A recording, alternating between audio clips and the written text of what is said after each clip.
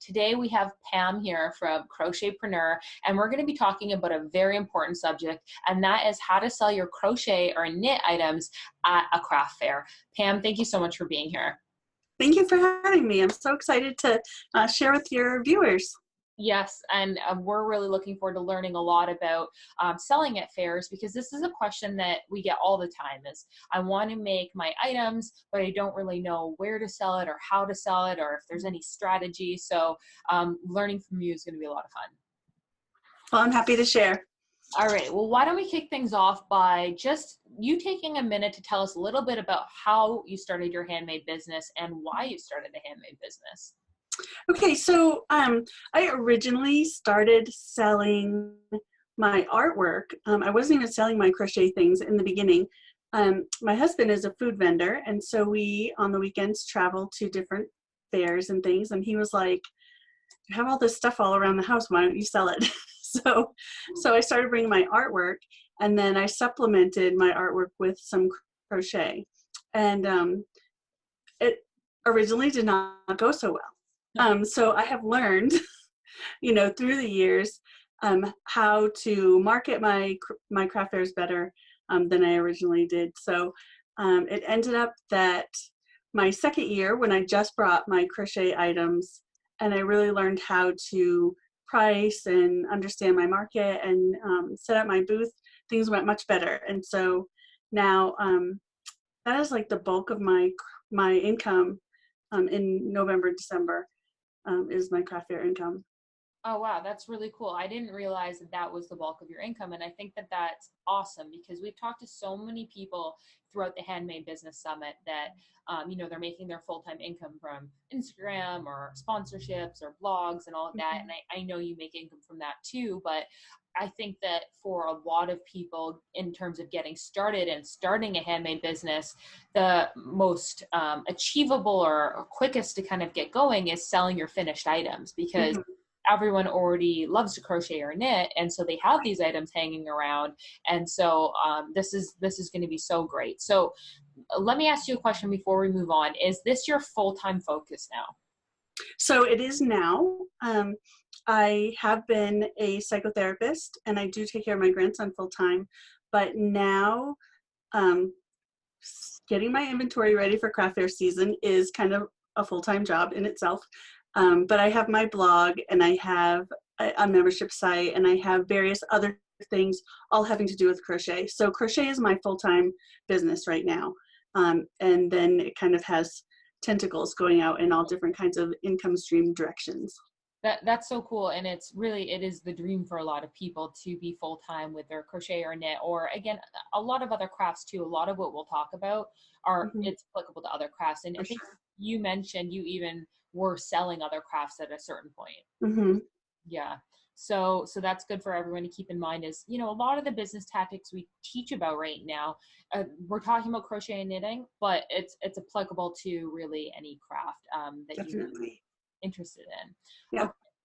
So what made you actually start to sell at craft fairs, and how did you know it was the right step for you? I think you mentioned your husband was who got you initially interested in it. Right. So my husband he's just super encouraging, and he's an entrepreneur as well. And so he's like, this is something we can do together. If you're going to come along to these shows anyway, you might as well bring some of your own kind of things that you've got.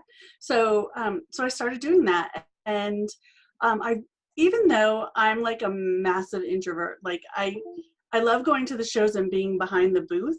I don't really like to go to shows on my own and be surrounded by people.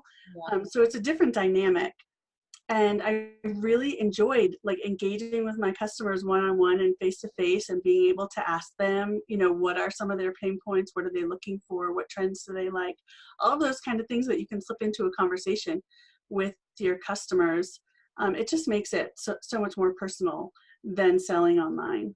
Yeah, that's true. And I like what you mentioned is you can actually engage with people and get feedback faster, right? So you can figure out if a design, what would they change about it? How would you modify it? And that real-time feedback, I imagine, is really helpful in your business. It really is. I always keep an extra piece of paper there just to write down, because sometimes customers have the most brilliant ideas.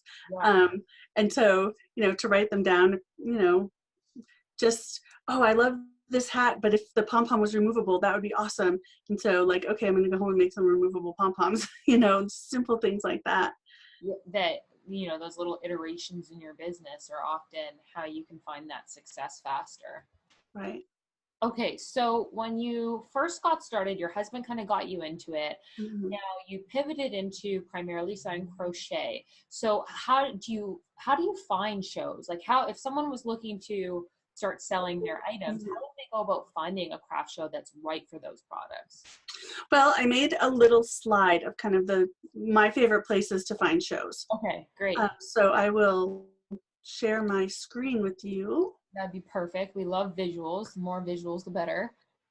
So I'm going to leave this screen over here so that I remember what's there. But we're just going to focus on this big screen here. And I'm sorry my computer's making that noise. It's a mystery noise. We've tried to identify it beforehand and we can't figure it out.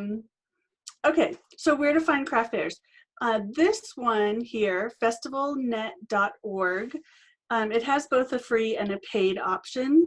When you start out, just using that free option to get some ideas of craft fairs in your area, you can put in your zip code and kind of a radius of where to search for shows and even dates and times. And you can say, like, I want it indoors, I want it outdoors, those kinds of things. And it will give you a list of shows in your area.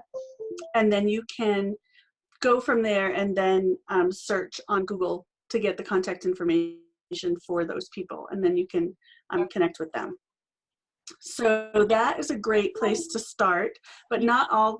Sorry. What's that? I was just going to ask, do you find that it's pretty up to date? Yes, so you can search by date, and so it will only show you things that are available during a specific time frame. Okay. So, and most of the bigger craft fair organizers use FestivalNet. So, yeah, it's really helpful. Okay.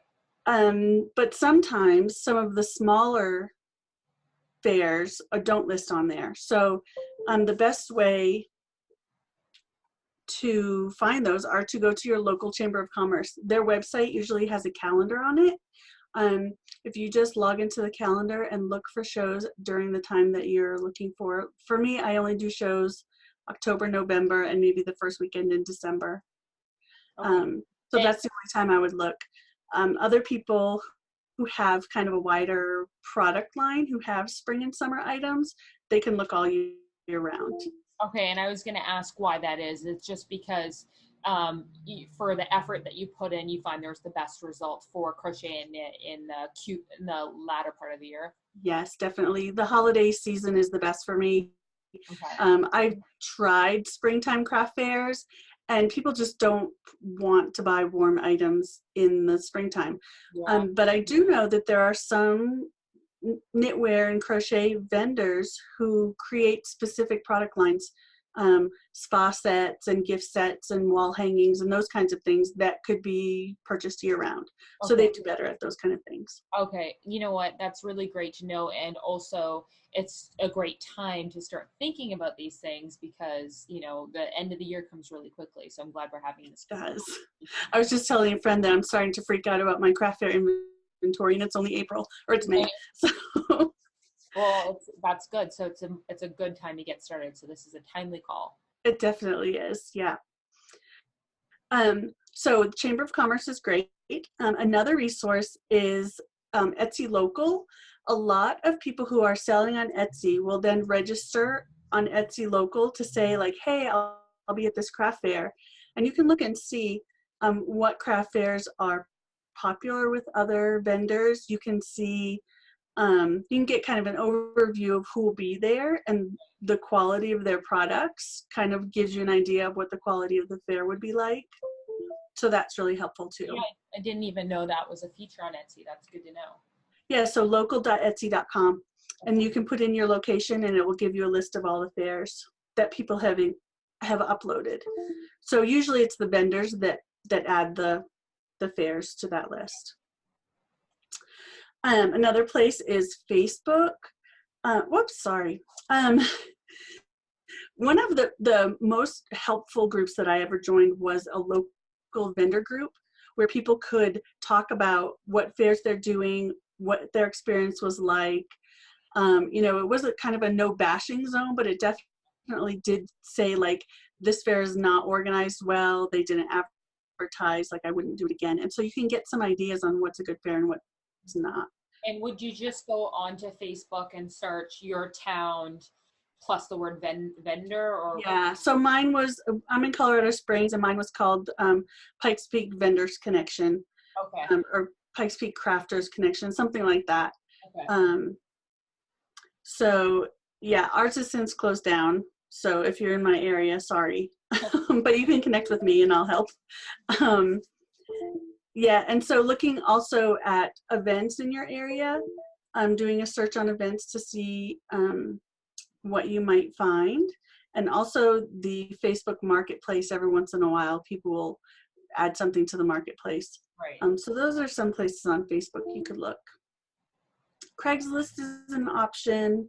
It's not my favorite because most quality shows will already be advertised in one of these other places.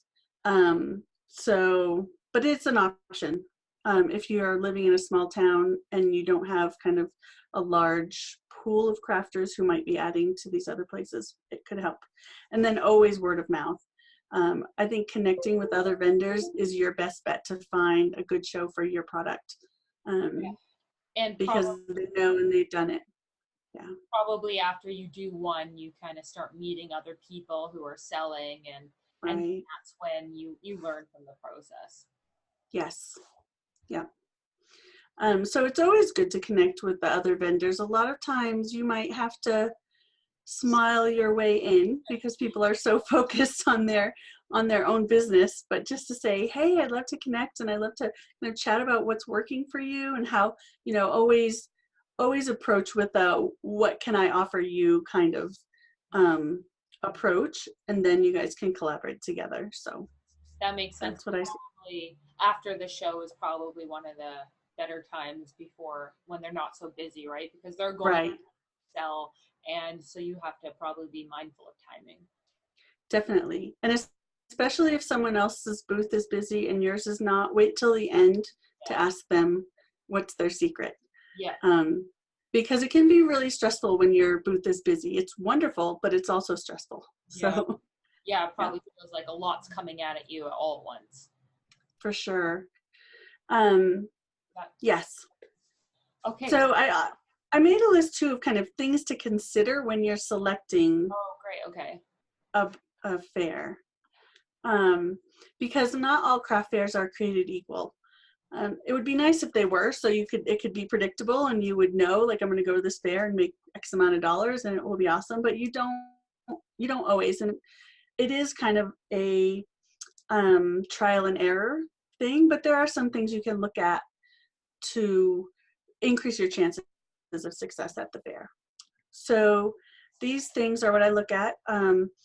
Is who typically comes to these fairs. And this, again, you can ask other vendors, you can ask the organizer, like, what does the customer base look like? Right. Just so that you can know, like, does this match my target market? What's the area? If you're going to be selling, if it's going to be a craft fair in kind of a rundown area of town, your people probably are not going to have the same funds that they would in a more upscale area. Check out the organizer. Some organizers advertise and get out there and really do a good job of getting customers into the craft fair, and others don't. So they'll develop a reputation, and you can usually find things out online. Okay. You'll want to know the number of similar vendors. I've been to fairs where there's been 3 other knitwear, crochet vendors right around me. And that can be really stressful. Yeah. Especially when one person's doing better than the others, or one person is undercutting the prices. All of those things can be really stressful. And also you're all sharing the same customer base. So do you try to go to, is there such thing as an exclusive? Do organizers ever try to limit it to just one knitwear or crochet designer? And do you try to prioritize those? Yeah, so yes, they do sometimes give an exclusive right, and that would be for a really small fair where they would say like we're only taking one. The ones I do typically take 4 to 5 other crochet businesses, and I try to look at the website of the fair to see who they are so I can go see what they're selling. Um, and typically they'll be selling different things. Someone will be selling blankets, someone will be selling baby items, another person will be selling items similar to mine. So you're just keeping an eye out on those because all of those things will affect your chances of success. That makes sense. Okay, great. um, yep, so other things to consider are booth fee. I've done fairs that were free, and I've done fairs that I've paid $300 or more for, and then I've not done fairs that are $800 to $1,000, just because I've counted that cost to myself in terms of time and the amount of product I would have to create to make up that booth fee is exorbitant. So I just don't do those fairs. Now, do you typically find that, free fairs versus fairs that are a small fee, $50 or $100, are better, or is it kind of just other factors that contribute to the result? I definitely think paying a fee, typically the fee has a direct correlation to the amount of sales. Okay. Only because those fees are used by the organizer to then advertise. So craft fairs that have no fee typically have a small advertising budget. Okay. Sometimes, elementary schools or churches may have free craft fairs, but typically it's only the people that are associated with that organization that come to the fair. Okay. So you need to keep that in mind. That's great. Booth size is important.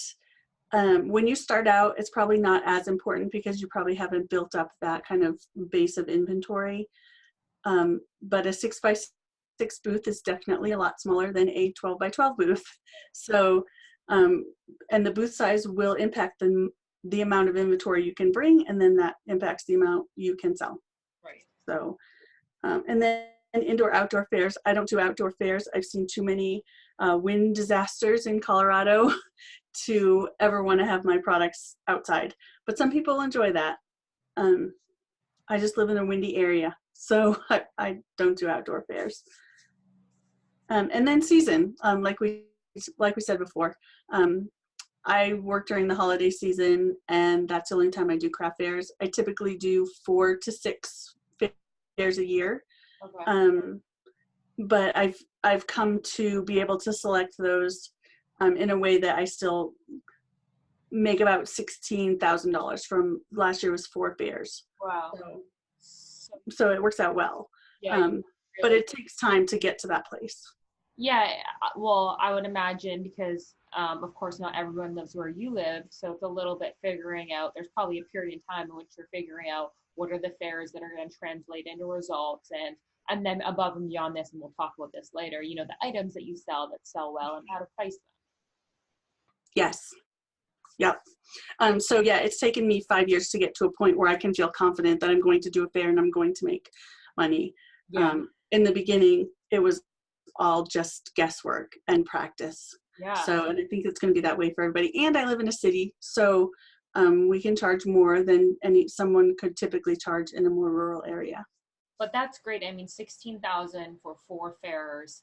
I mean, you've really kind of gotten it down to what's working for you and what's not. So this information, I think, will help a lot of people get to that for them a little faster. Right. I hope so. Because it can be discouraging in the beginning. And I mean, I think it's important to remember that it's just, as we've talked about a lot now, it's an evolution, your business, and there's going to be days that are just frustrating, and there's going to be days where you feel so excited, and maybe you get a few more sales, and you just have that motivation to keep going. Right, and so you have to catalog those successes. Yeah. To remember that there will be ups and downs. But yeah. if you can get yourself on the right trajectory, you just keep going and it'll happen. Now, you have shared some good information on where to find craft fairs as well as some criteria to look at. For those who are newer to craft shows, can you explain the difference between juried and non-juried craft shows and whether there's pros and cons of each? Yes. So, juried shows, basically it means that they have a panel, a selection panel, who goes through each of the vendors that are applying. You have to apply. Typically they ask for photos of your booth. Sometimes they'll ask for a sample of your products or photos of each of the products that you plan to sell. And sometimes they have an application fee. So those are juried shows, and then non-juried shows is typically a first come, first serve basis. So the first person to apply gets in. They may or may not have a limit on the number of similar vendors. So if you're a jewelry seller or a crochet seller, typically, or knitwear seller, typically those fill up really quickly. If they don't have a limit, that can get hard. But if they do, and I always ask the organizers if they have a limit. If they say, like, I let 5 people in that have similar items, okay. If it's a big fair, that's fine. So kind of the pros of a juried show. I prefer juried shows because they're typically well organized. They typically have a great advertising plan because they have a board of people working on them.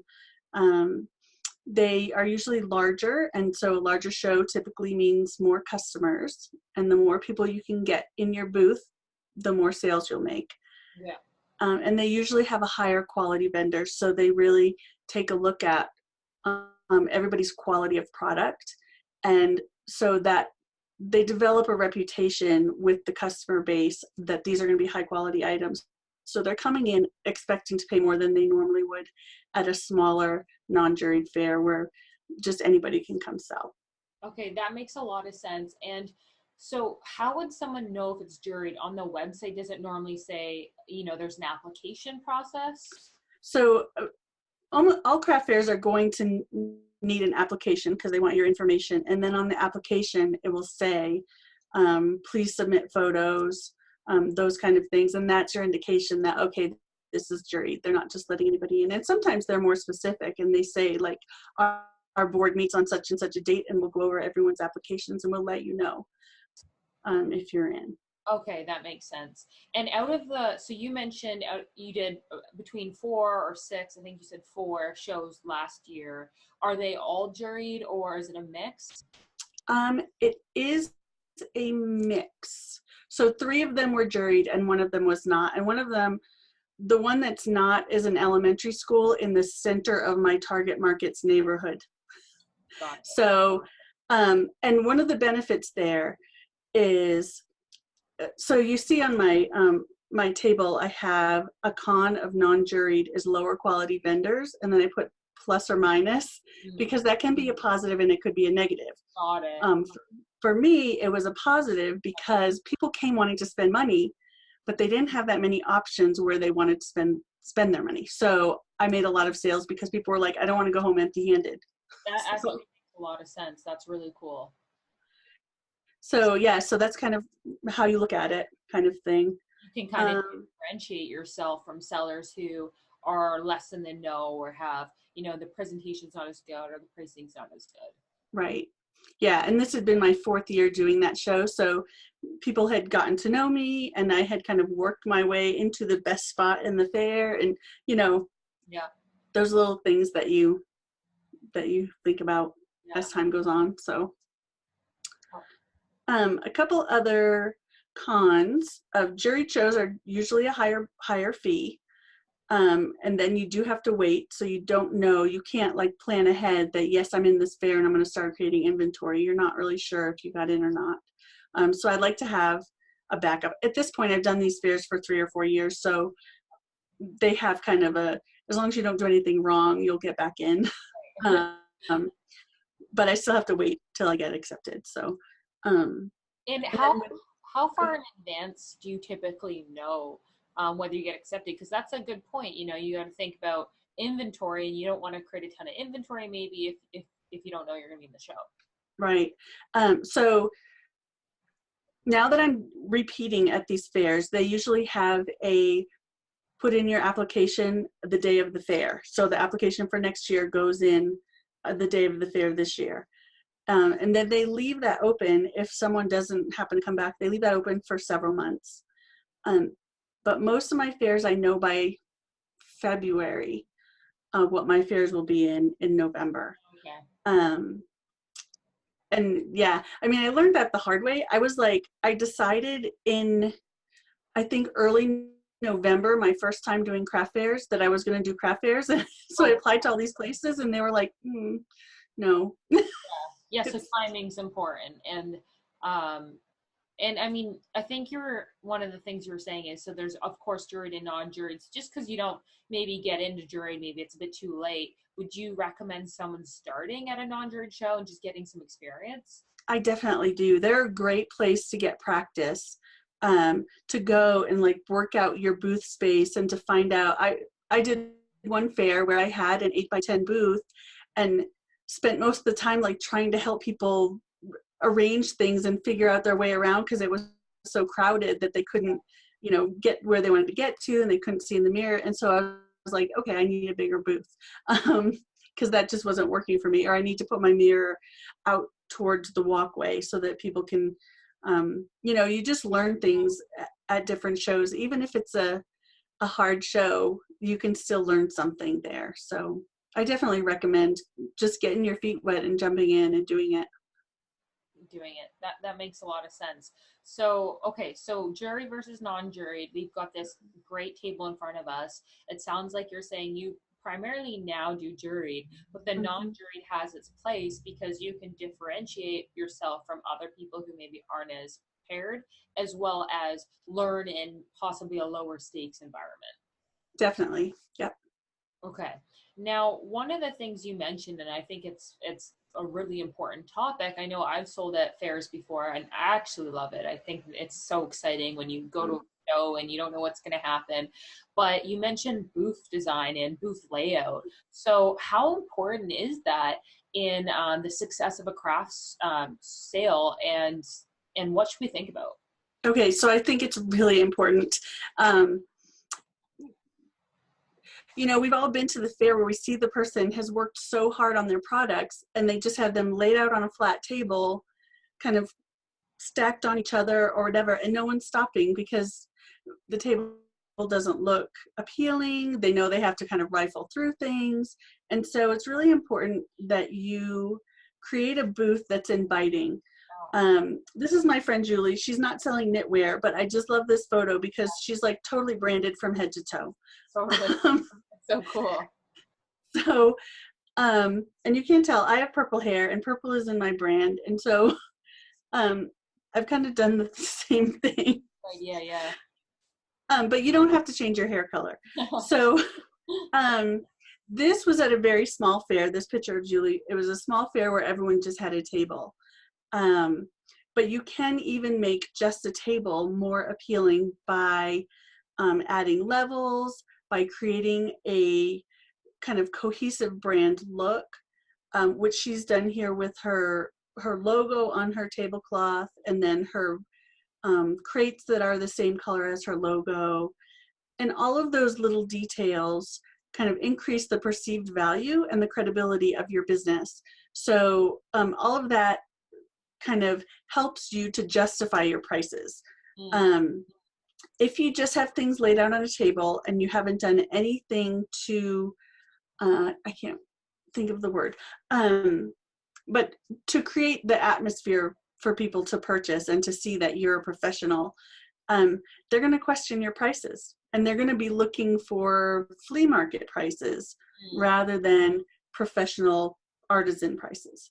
So you have to kind of bring that artisan vibe all the way from your product through your presentation and then your prices. That's a really good point because, there's a difference between handmade and looking like you're a hobbyist and looking like you're professional. And I think that perception is very important because, of course, when it comes to selling your items and you're putting time in it, you want Mhm. to maximize the price that you can get so that you're making essentially more per hour.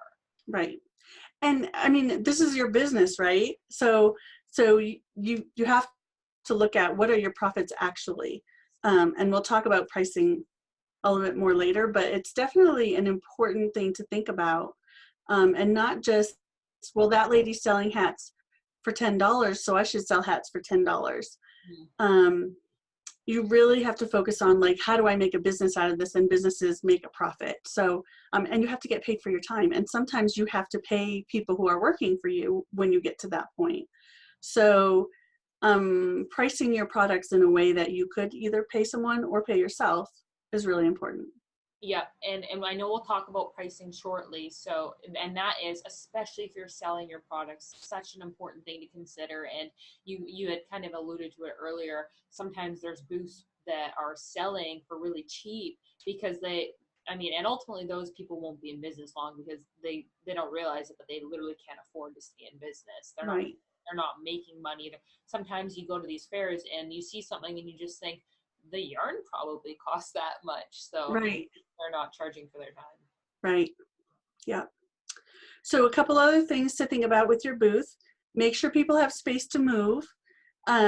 Because if people walk by your booth and they see that it's crowded, they may not want to kind of walk into that. So I always use a U shape. Mm. For me, that works best. It also gives me more space to put all my products. But some people like an L shape, and some people just have a table. You kind of have to decide what works for you, the amount of product that you have, and your customers. Do you, Use level. Oh, go ahead. I was just going to ask you, typically when you go to a craft store, craft fair, is it typically you have a space that you're allowed to use and it's, like you said, 6x6 or whatever, and then you can put whatever tables and dimensions that work within that space, or do they give you a table and you kind of can't really do much with it? Yeah. So there's both. Sometimes, like I've done a craft fair that was at a local craft brewery, and everybody got a table, and that's what you got. And it was fun. It was a girls' night out kind of thing. But you have to figure out, how am I going to make my table appealing? Typically, what you'll get a taped off, 8x8 or 8x10 area, and you put your things in there. One of the first mistakes I ever made was to set up my booth and not give myself a way out. um, because I was thinking about, oh, I'm just going to set up my booth, and then the people around me set up their booth, and I had no way to leave my booth except for crawling under the table. So that was a good lesson learned. So now I always leave myself a way out. That makes sense. Yeah, other things to think about. So space Well, to move, levels of your products. Have a tablecloth that goes all the way to the floor. Nobody wants to see your storage area. There's typically really bad lighting at craft fairs, so bring lights if they let you have electricity. That's awesome. Have signs and prices on everything. People will ask, but have them there anyway. yeah. And then have some accessories to make everything look nice. Like, I use mannequins. They're not gorgeous. They're the styrofoam mannequins, but people like to see hats on a head shape. So if you use a ball, or you use a styrofoam ball or something, people like to see your hats and things styled. So, and then your inventory and product line, which I have another slide for that later, but don't have your table too crowded and don't have it too sparse. If it's too sparse, they'll think you didn't make enough inventory. And if it's too crowded, it's just going to be overwhelming. So try and kind of keep it balanced. Okay, so that's actually, I'm glad you brought that up because I think this is probably one of the biggest questions people are wondering about is, how many items should they make, either from like a variety standpoint, like, one type of hat, a scarf, or whatever, how many types of products, and then inventory. How do you even get a sense for what to bring? Yeah. It's a lot of trial and error. but so I love spreadsheets. Yeah. So I have a spreadsheet all made up where I make a product and I click it on one sheet and it calculates how much that costs on another sheet and how much inventory I have and all of that. So it's great for me because I love spreadsheets. But basically what I do is I just kind of estimate what my desired profit is from a show. And so for me, my desired profit is always $800. Okay. If I don't make $800, and that's profit, if I don't make $800, I feel like I could have done something else. I could have been home working on something different or whatever. And that's just me. Other people, their profit, that they would be happy with is $100 or, whatever. You have to figure out for your business what makes it worth it for you. And let's just, before we move on, I want to make sure everyone's really clear on what you mean by profit. So that means your materials are covered, your fees are covered. What else do you include? So I know based on my model of pricing that whatever I sell, 50% is profit and 50% goes to pay for my time and my business expenses and supplies. Okay. So I know that if I want $800 in profits, I have to sell $1,600 in product. Okay. And so you'll have to calculate that out based on what your pricing model is. But for me, that's what it works out to. Okay. And I know that we will be talking pricing in a second, so I'll let you keep going on this strategy for now. Yeah. So, okay, so calculate your desired profit, and from that, based on your pricing model, you can figure out how much sales you need to make in order to make that amount of profit. And then I always bring 2 to 3 times that amount in inventory. So if I want to make $2,000, or if I want to sell $2,000, I bring $4,000 to $6,000 in product, which is why I have my spreadsheet that tells me how much product I have on hand. Right. That's a lot of product. And so don't get overwhelmed by that number because I do this full time and because it is my income for the winter months. I set my desired profits really high. When you start out, it's not going to be like that. So just know that you work up to that. Right. It's a progression and you've kind of refined it. And also what I really like and respect about how you're running your business is you're deciding how you're setting boundaries for your business. You are not prepared to work a show if you don't earn this much. And as you have more experience and you get more confidence, you are better able to set those boundaries around what works for you. For sure. Yeah.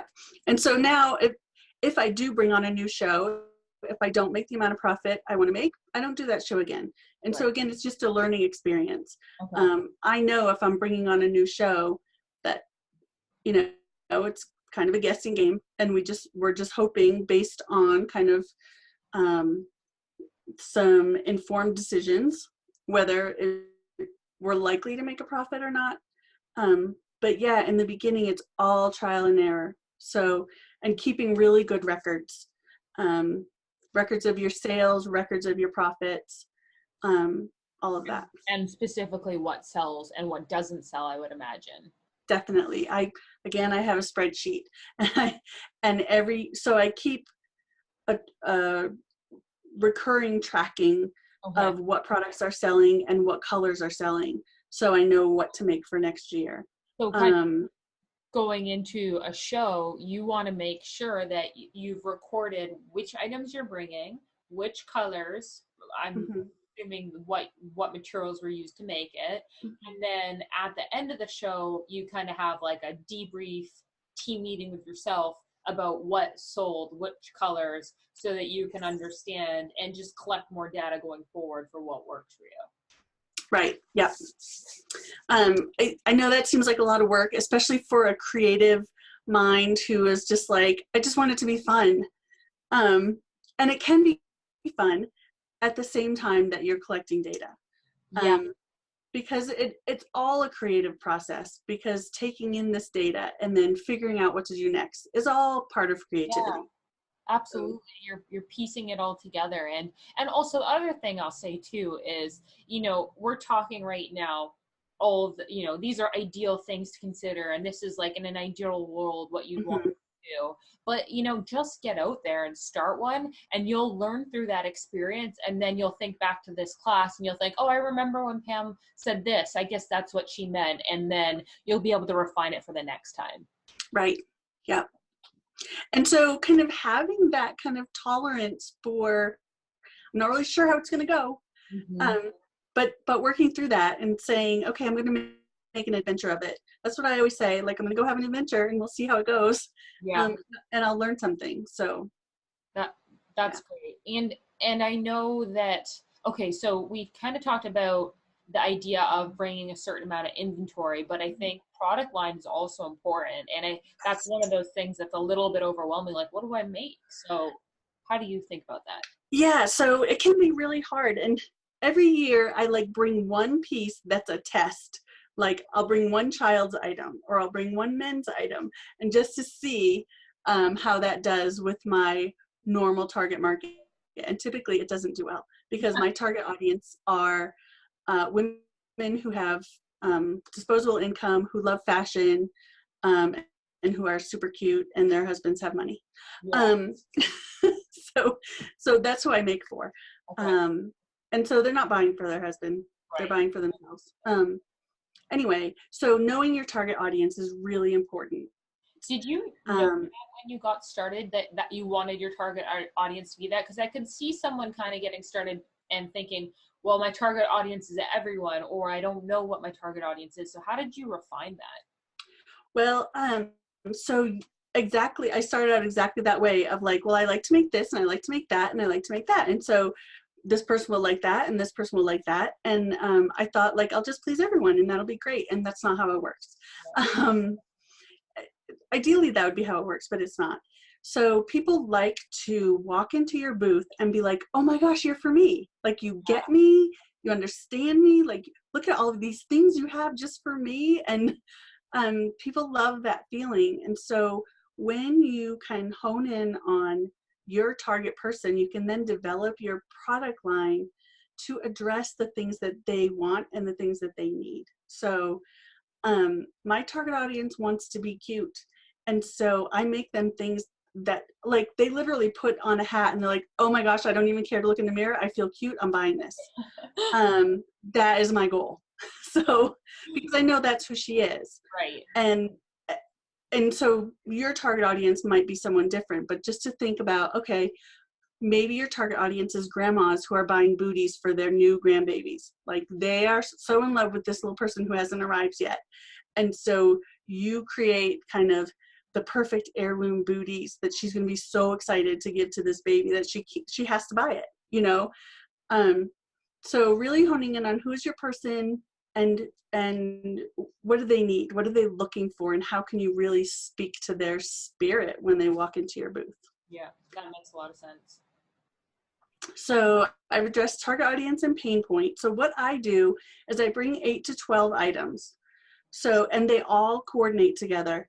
They're not all hats and scarves, but they're mostly hats and scarves.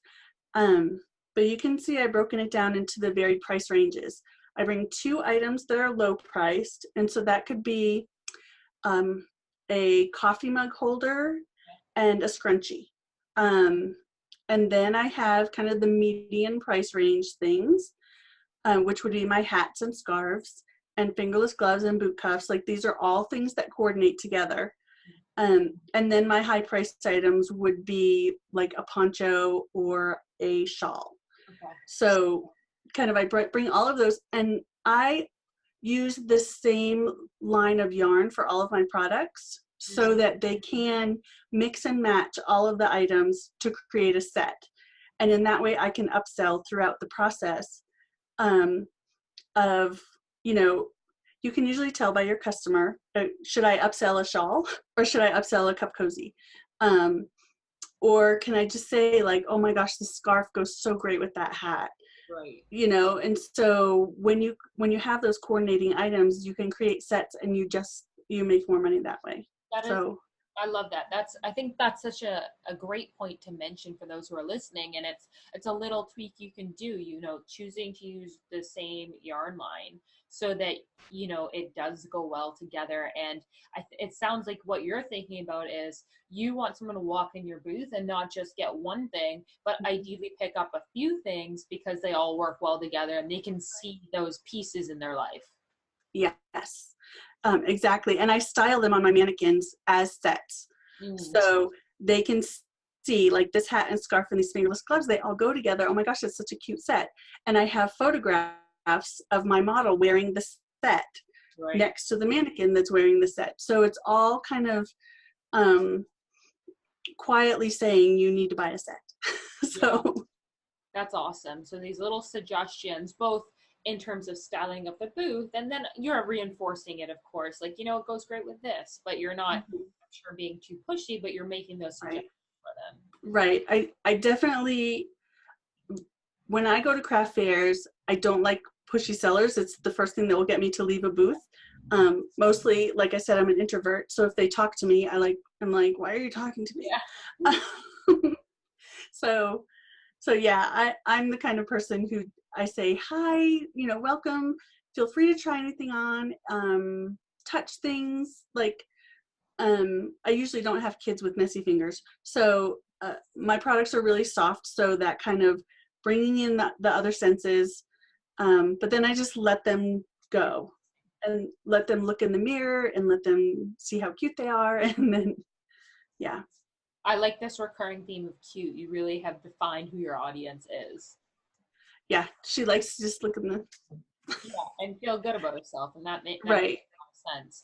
And that's probably the thing that I hear most in my booth is because a lot of women or a lot of college girls, they go shopping together, and so one of their friends will be like, "Oh my gosh, you're so cute," and then everybody needs to buy one. Yeah, so it's perfect. And by the way, for those who are listening at home right now, again, just keep in mind, this is something that is going to be, you're going to learn it more as you start applying the information. So it's a lot to take in right now, but all of this information is so great. And I would just encourage you, get out there, try it out, apply, pick a few of the things that you learned today and apply it to your first presentation at a craft fair, and then maybe keep some of this information in the back of your mind, and you can see in real time, in real life, how you can make adjustments for the next one. Mm-hmm. Yeah, because I mostly came up with most of my ideas based on who my target audience is and what she has loved, and so if there's something she ignores, I take it out of my product line because she doesn't like it. So, and I guess that comes down to I know a lot of people think that there's certain products that sell really well at craft fairs, and it sounds like from your pricing strategy you're trying to cover your bases with people who buy low, mid to high ticket items. And then outside of that, you mentioned you bring one new item each, or test item each fair, and you just see if that works, and based on real-time data you tweak what you're presenting. Right. And then I put the other things in my Etsy shop. So my Etsy shop has kind of become my clearance rack. What doesn't sell at the craft fairs goes into my inventory on Etsy, and then it eventually sells. So yeah. That's a really, really good strategy. And we do have a session on Etsy as well. So if you haven't seen that yet, then you'll definitely have to go check that out. Okay, so one of the most talked about questions that I get is, how do you know how to price your items? And this is so important when you're selling physical items. So can you talk to me a little bit about what your pricing strategy is? Sure. Yeah, and I want to preface this that everybody kind of needs to come up with their own pricing strategy based on your target audience, kind of what you want to pay yourself, what your goals are for your business. But these were kind of the options that I went through to come up with the strategy that I currently use. Okay. So I'm just going to talk about them really quickly. Sure. And then I'll show you an example of what it looks like in real life with real numbers. So I call this the ridiculous strategy, but it's the one you'll hear most often in the maker community, is you should charge 3 times your supplies. This one kind of goes hand in hand with 10 times your booth fee. They're just arbitrary. They're just arbitrary numbers that give you arbitrary prices for your things. that don't take into any account of how much time you've put in or what your business expenses are and what your kind of profit margin is going to be. Yeah. So don't use them. Because I mean, you could buy, a really low cost yarn and still spend hours and hours and hours and hours making it, and then Right, not being compensated. And you know what? At the end of the day, everyone wants to get a sale, but you're not going to be committed to that business for very long if you're not getting compensated for your time. right.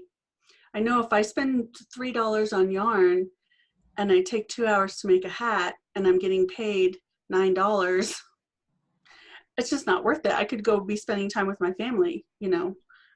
I would pay someone $6 to let me go spend time with my family. Anyway, so it just doesn't make sense. And 10 times booth fee, again, is arbitrary. If I spend, you know, $50 and I make $500 at the booth, at the fair, really I'm making $250 in profit for 8 hours at the fair, plus my time to make the products and all of that. It just doesn't add up.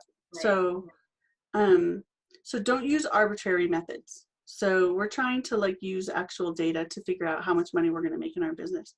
So when I first started, kind of the conventional wisdom was you take your supplies and you take your hourly, how much you're going to pay yourself, and that equals your wholesale price. And then you multiply that by 2 to get your retail price. And that sounded smart to me until I started selling wholesale and was making no profit. So that doesn't make sense either, because it doesn't account for your booth fees or your, I had to buy a table to bring to this fair and all of those other kind of expenses that add up. And so if you do sell wholesale, you need to kind of build in a profit margin into your wholesale price as well. So I don't use that one. Then there's conventional plus, which is supplies plus wages plus expenses. So that's getting better, but you're still making no profit if you sell wholesale. Right.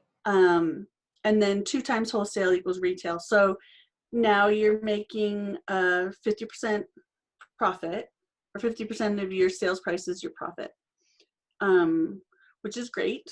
But if you're selling wholesale, you're not making any profit at all. So and you want to make sure as you're starting a business that you have options, right? So that is that why you consider this? yeah, so this is probably where I started. After I figured out I was doing it wrong with the conventional method. So this was kind of a progression for me, except for this last one. Yeah, so it was all kind of a learning process of when I started selling wholesale and was like, I just made 20 hats and I like really made no money. I paid myself $10 an hour, but that's $10 an hour, like I didn't make any profit for my business that I could then either reinvest in my business or invest in my future, putting into retirement or paying bills or whatever. So that one didn't work. Then this balanced method, supplies, wages, expenses. So we got all of those bases covered. And then it has a 30% markup for wholesale. So the little math equation is right there. So now when you're selling wholesale, you are making a profit. It's a minimal profit, but it is still a profit that you can then either reinvest in your business to pay your next booth fees or to buy more supplies or whatever. And then 1.54, I know it seems like an arbitrary number, but it's not. I had a reason for that. For your 54% for a retail markup. And that's actually the equation that I use now. Okay. And then there's also, I have seen this other equation of supplies plus wage plus expenses and a 50% markup for wholesale and then 100% markup for retail. I took a look at that and it's just too profit minded and it's kind of a lose-win situation where the customer kind of really loses. They don't get the value that they're paying for. You need to look at and the person and the maker is making all of the profit. Like it just doesn't really work out. So with the balance methods, it's more of a win-win. The customer gets to pay a reasonable price and the maker gets to make a profit. Okay. So that's my favorite way to do it. And I can show you. So this is just an example based on real numbers. So I use super chunky yarn to make all of my products because I can make a hat in 45 minutes. This way I can keep my prices reasonable and have a good profit margin. So that's why 45 minutes for this example for a hat, because that's how long it takes me. But you can look through here and see, you know, these are the expenses, these are the prices, and then this is the profit margin. So you can see why this first one is out. Yeah. The margin is negative. In both of these instances, it's negative when it's a wholesale item. Right. This one, it's 0. What's that? W is wholesale and the R. Yeah. Yeah, W is your wholesale profit and your retail profit. Then with the balance method, you're making a minimal profit on wholesale and a really reasonable profit on retail. And then the profit minded, you're making an okay profit on wholesale and an amazing profit on retail, but you're also charging $43.50 for a hat that costs $4 in supplies, like, and took you 45 minutes to make. So that doesn't really, kind of, the balance of equity doesn't really work out. And I just want to reiterate here that when we look at the furthest right column where it says profit, that's your profit. So you're still also getting whatever you're paying your hourly rate, right? Yes, right. So I work it out that way because I have hired people in the past to fulfill some of my orders. So I can't always count on that hourly wage is coming to me. It might be going to someone else. And I think anybody in the product creation business has to consider that if things get to a point where you have more sales than you can fulfill. Right. So you bring on a contractor and you have to pay them, and that either comes out of your profits or it comes out of your built-in expenses for that product. That makes sense. So I know that's a lot of like businessy. No, but this is, I would say, out of anything that you're going to pay attention to, pricing is the most important thing, because if you look at the first two methods, for sure, you're not, like, you're really not earning anything. And especially the first two, I mean, you're not even factoring in your hourly time. Mm-hmm. You're losing money. And so you go into it thinking, well, I'm happy to sell at this price because I just love to crochet or knit or make jewelry or whatever. But there's going to reach a point where you literally cannot afford to stay in business because it's emotionally draining, Mm-hmm. taking so much of your time, and then it's actually costing you money. Right. Yep. And yeah, even the $8.50 kind of retail profit hasn't taken into account your expenses in your business. So, you know, some people say, I'm happy I made my booth fee, so I'm all good. Well, if you're making booth fee, you're losing money. Yeah. So yeah, there's a better way, and it works. And, you know, if you follow all of the other things that we've talked about, people will be willing. I mean, $29 for a hat. People are willing to pay $29 for a hat. People tell me people won't pay $29 for a hat, but I promise you they will. Yeah. And that you are making sales using this formula. So that just goes to show you there's a way to do craft fairs in a way that is going to work for you. Mm-hmm. Yep. And some items, when I work it out, the retail price comes out to be so high that I'm like, no one is going to pay that, even using my balanced method. So in that case, again, we're trying to be flexible and trying to make it a win-win for everybody. So I'll usually pick a number that's halfway between wholesale and retail, and I just will not sell that item wholesale. Yeah. Like, I won't make garments wholesale. It just doesn't work out profit-wise.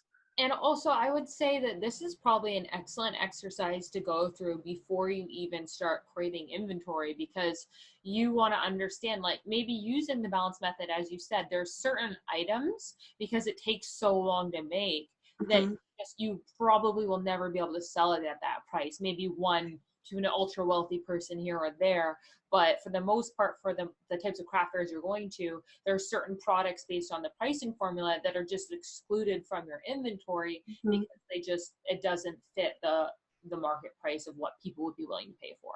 Definitely.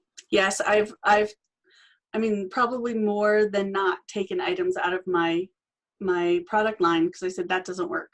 Right. I love it. I'll give it to someone as a gift, but I'm not going to make it for profit. And that's just part of doing good business. Right. That's part of the process. And, you know, you can't be afraid to make those tough decisions because ultimately that's going to separate, it's going to be one of the factors that separates whether you'll have success or not. Right. Yep.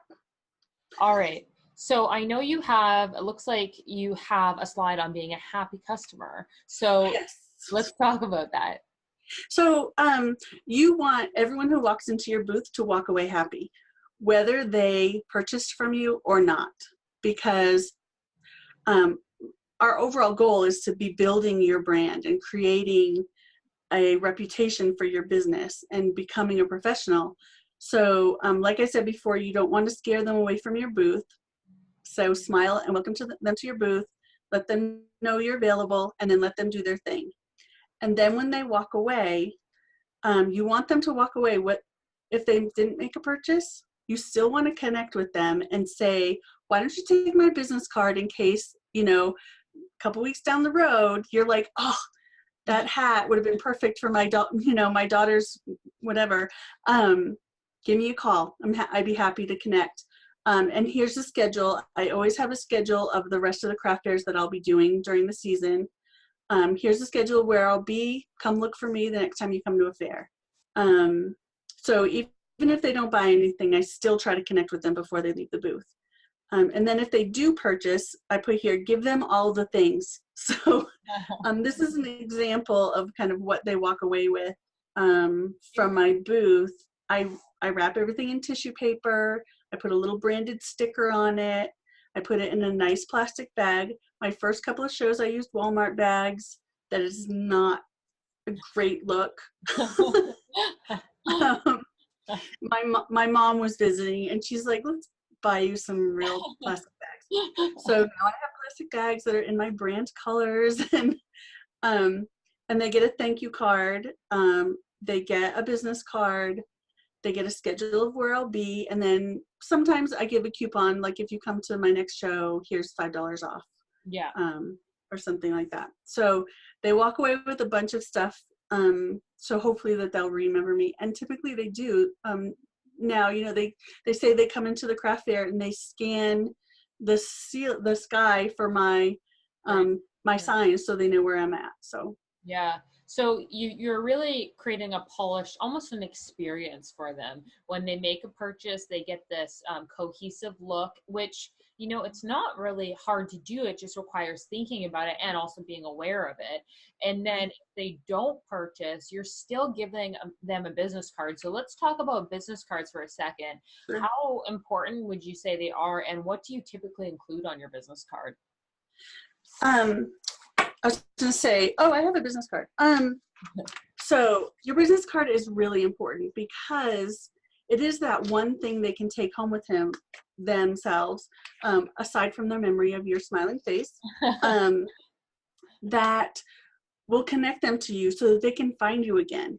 Because hopefully you've made an impression that when they do need your product, they know who to go to and they'll have your card to remember that. So my cards have my logo on it. Mm-hmm. You can see I put my logo on everything, like my little doily logo, and I have my name. I have owner artisan is the title that I use for my product business because I want them to know I own this business. It is a business and I am an artisan. I'm not a hobbyist. Right. I think people like to know that. And then I have my email address because I hate answering the phone. So I really do suggest that you put your phone number on your business card because some people prefer to call rather than to email.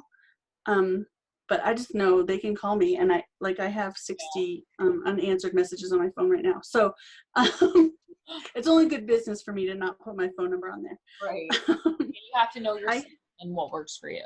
Right. You can see on this picture, it has Facebook, Pinterest, and Instagram, and kind of how to find me on there. They're all at Made with a Twist.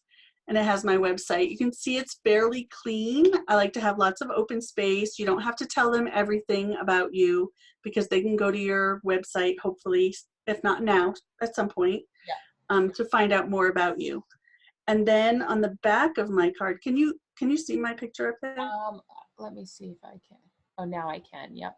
Okay, so that's the back of my card. It's fairly empty. Okay. Yep. And it's matte. It has my Etsy shop and my logo, and it says A Modern Twist on Coziness, but it leaves lots of room for writing. Right. Because I can write for a customer, I can write them a coupon for next time, or they can take notes about, oh, this is the lady that had that hat with the flower on it, or whatever. So that's why I have it matte on the back. And then I would say upgrade your stock. Like I get mine made at Vistaprint. Yeah. I always upgrade the card stock from what comes standard, because it does make a really big difference in the perception, again, of your professionalism.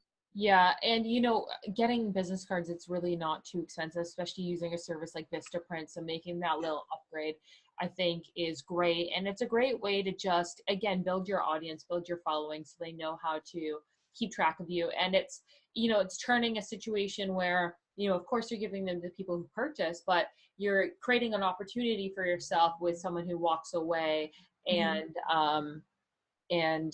giving them an opportunity to reach out to you in the future. Right. Now, on the topic of purchasing, one thing we haven't talked about is how do they purchase? I know back in the day, a few years ago even, it was very common to just be cash only, but now technology has changed a little bit. So do you just accept cash? And if not, how do you accept payment? Okay, so I do accept cash. I'm happy to accept cash, but I also I personally use Square to take credit card payments. I know you can use PayPal, or there's other sorts of card readers that you can use. I like Square because I can use the chip reader. Yes. So I have that kind of extra security layer of being able to use a chip reader and the security that comes from that. They do charge 2.75%. So you build that into your product prices as a business expense. I just kind of do that as an overall, you know, added on to the price of a product. So that's what I do. I don't take checks. There's just people don't really use checks anymore. And B, that would necessitate a business to the bank, which takes time away from my business, or a trip to the bank, which it's time, right? So if I get paid $12, $15, $20 an hour, and I'm having to go to the bank and that takes an hour, I'm not getting paid for that time. So it's just a bad return on investment. And you could get stuck with a bad check. So you use Square, and is it pretty easy to sign up for that? It's super easy. When you sign up, they'll send you a reader for free. I think you have to pay extra to get the chip reader. And you can tell them what kind of phone you have or tablet, so they have different jacks, you know, to plug into your phone. You plug it, you just plug, so for those who aren't familiar, you've probably seen it and just didn't realize what it is, but it's a little white device that plugs into your phone, and then you can literally scan credit cards through it, and then therefore you can take payments on the go at craft fairs or wherever. Mm-hmm. It makes it so easy, and then like within 2 days it's in your bank account. And you have the protection of, you know, it lets you know if the card was declined, all of that. You can send a receipt to your customers, so when they make a purchase you can text them or email them a receipt, so that's really helpful. Yeah, I really like it. And for the most part, most of my sales are credit card sales. I would say 80% of my sales are credit card sales. So it's really important, but sometimes you don't have a connection inside, like typically schools will not have a connection. And so I just made the decision for my business that I will accept credit cards that get processed later. Basically what happens is when you get a connection, it processes all those credit cards. I have never had a problem with one of them being declined. So it is a risk that you're taking. But typically people don't go to craft fairs with cash anymore. It's just the culture has changed. So And that's really good to keep in mind. So we'll provide a link to the resource below this video so you can check it out yourself. Okay, so we've talked so far about how to find craft fairs. We've talked about strategies for having a good display and a booth, and also the types of craft fairs that you can attend and getting that experience. We talked a little bit about inventory and pricing strategy, which is very, very important. And then, of course, what happens when they come into booths to keep someone happy. What happens after a craft fair? Is there any work that you do at the end of a craft fair to make sure you're applying what you learned? yes. So did I spell that wrong? Yeah. No? Yeah. Fixed. On the go. So, right. I do a post-show debrief. It's either that same day or typically the next day, because right after a craft fair, I mostly just want my husband to take me out to dinner. Yeah. So we come home, we unload the car, and we go out to dinner because it's tiring. Yeah. It's fun, but tiring. I asked myself these questions.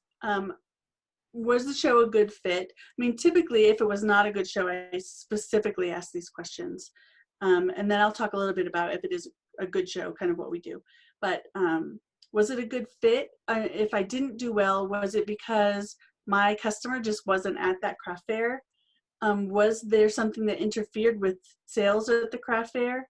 For instance, because I only work in the fall weather, sometimes, Colorado, it snowed yesterday. So, so we have weather here, and sometimes that interferes with how many people come to the fair. Football games, if you have a craft fair on a Sunday, even on a Saturday, but typically on a Sunday around here, if the Broncos are playing, people don't come to the fair. So, so I don't like to do Sunday fairs.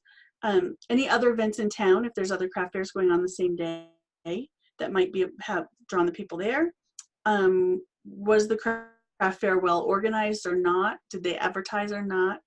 And did they get the foot traffic into the fair? So all of those can impact your sales, and none of that is your fault. It is good to note for your next show.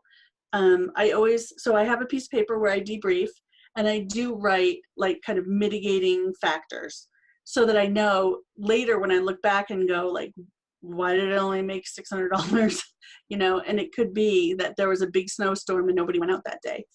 And then, is there something you could have done differently? How did your product line go over? Did people complain about your pricing? I don't typically worry about people complaining about my pricing. They're just not my customers. Typically they're older women who crochet will complain about my prices, or young girls who don't have the money and their mom won't give it to them. So those are the people who would complain. And those aren't your customers. It happens. They're not mine. And then were you prepared? So sometimes we're just not prepared. Our booth is not set up well. We didn't bring enough inventory, or we just, there's just different things that you can do. And then ask yourself, what did you learn? Do you want to go back to this fair? Did you learn that you don't like fairs? Or did you learn that maybe I'm scaring my customers away with my exuberance? It could be any number of things. But yeah, so I have a little sheet that I go through, and I write down, all of my sales, what my profits were, what the booth fee was, who the contact person is, all of those things, so that I can, get ready for next year. Okay, and then you also, of course, document what sold that you brought, specific products, colors, and then, you document that so for going I do. next time. Yes, so I put all of that into my spreadsheet that I will look at when I start to work on my inventory for next year. I'll look at that spreadsheet and see what were the most popular items and colors, and make sure that I have those. And things that didn't necessarily sell well, I'll take those out of the line and I'll create a new design, because you don't want to just always have the same products year after year. Yes. Some of them I do, because I have a couple of products that everybody really likes, and year after year they're kind of classic.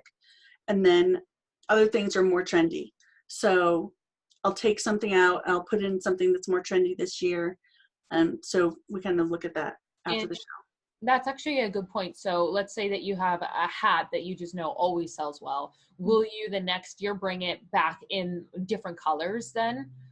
So I do go through and say what were the popular colors, and I'll bring those back. And then I'll say what are like the Pantone colors this year, and do I have those in my line?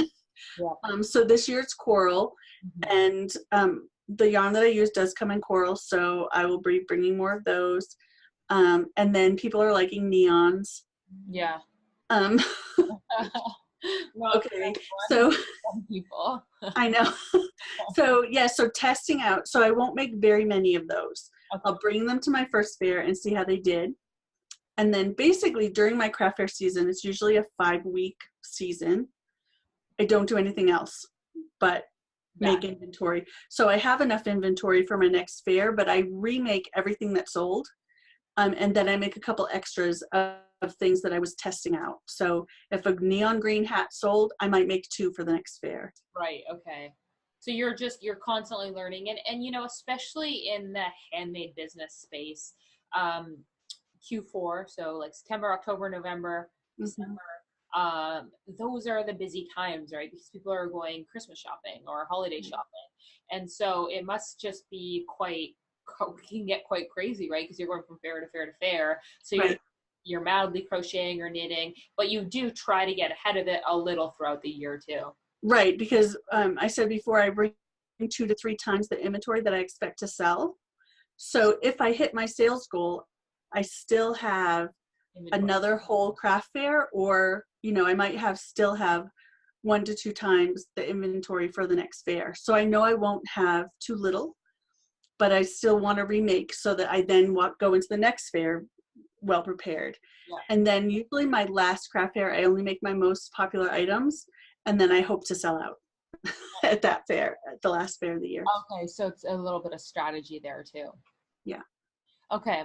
Well, yeah, I think that again, I just want to remind everyone that first of all, this information's been amazing. It's been so helpful. And for someone who's thinking about doing craft fairs or maybe already does them but is looking to kind of improve, this is information that's going to be immensely helpful. But remember, you don't need to do everything at once. You've been at it for a few years now, and so you've evolved your process, and some things that you do might not work for other people and vice versa. So it's a little bit of taking what consistently is going to be helpful across the board and then refining it for you. But for example, pricing is just, everyone needs to be thinking about pricing a little bit better and a little bit differently. So hi again. So yeah, so that's great. So outside of that, is there any last advice you would give someone who's new or newish to selling at craft fairs to just go into it and have success on some level? Mm-hmm. Yeah, so just give it a shot. I think if you make things and people have said, oh my gosh, you should sell that, like you should sell that. Like give it a shot, go do the best you can. Don't expect perfection right off the bat. Go in kind of open to learning and meeting new people and coming up with ideas for more products. And so if you go in with that kind of attitude and not focused on, oh my gosh, that person didn't buy it, so now I'm heartbroken, Right. because that can happen. So just keep a check on that and have fun. Yeah. Yeah. And yeah, go enjoy yourself. I remember when I started doing craft fairs with my mom when I was younger, and I loved it. It was so exciting that you could make money, something that you love. And so it is a great way to get started with a handmade business. And it's very accessible to a lot of people because maybe not everyone's their own designer. And a lot of patterns you buy online, you get the rights to sell at craft fairs or one-off products. Make sure you look. And so it's very approachable. We all love to crochet or knit. And so it's something that you can get started with a bit of information. So go out and try it, see how you like it yourself, and refine the process. And we would love to hear from you on how it goes. Well, thank you. Yes, thank you so much for being here, Pam. And Pam, where can people follow you online and get more information? I know you have a great blog, so can you tell us a little bit about that? So my blog is crochetpreneur.com. so like entrepreneur, but crochetpreneur. On there, you will find business tips. You will find information on my membership. You don't have to be a membership or a member to connect. I have a free Facebook group called Crochet Collective, where it's just a bunch of crochet business owners kind of helping and supporting each other. My page and my Instagram are both the Crochetpreneur, at the Crochetpreneur. And yeah, send me a DM if you have questions. I'm happy to answer. Yeah. Okay. So we will include all of that information below in case you can't remember it all. And and thank you again, Pam. This has been awesome. I love the information you shared, and I think it's really important. And for a lot of the people who are watching, this is going to be one of the most important sessions for them. So thank you, Pam, and thank you for everyone who tuned in to watch this. And I'll see you on a future session.